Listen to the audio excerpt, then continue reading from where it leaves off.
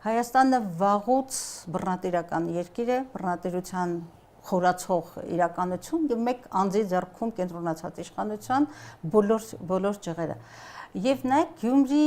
Գյումրի երկուսը ինչու չստացվեց։ Ես կարծում եմ, այս հարցը գոյության իրավունք ունի, եթե մենք հաշվի առնենք, որ ընտրությունները արդար են եղել են առանց բռնաճնշումների, առանց ցինիզմի,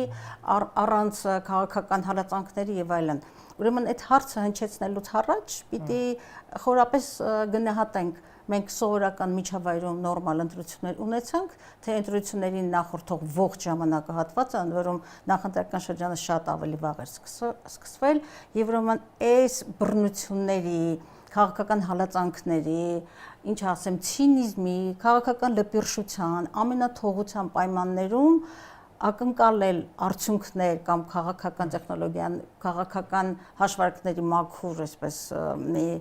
բան վերջնարդյունք մի քիչ միամիտ կգնաք, այսինքն Գյումրի 2 չստացվեց ձեր գնահատած հալածանքների պատճառով։ Ոչ միայն հալածանքների, ընդհանրապես քաղաքական միջավայրի եւ նաեւ այս իշխանությունները, որոնք Գյումրիից հետո շատ ավելի իրենց ընտրակեղծարարության, ցինիզմի, բռնությունների մեջ այլ ավելի կատարելագործվեցին, որովհետեւ բնականաբար մի կողմից մենք էինք հայտարարում Գյումրի երկրորդի հնարավորության մասին, մյուս կողմից նաեւ իշխանությունը իսկ բոլոր քաղաքական հնաբնակները այդ մասին հաստատումներ են անում, որ այս իշխանությունները նախորդ բոլոր ժամանակը անկախությունից այս կողմ եղած որևէ ընտրություն իր մասսայական կեղծարարությունների կատարելագործվածության եւ ռեկորդների ուրեմն իմաստով, ընտրակեղծարարությունների եւ տեխնոլոգիաների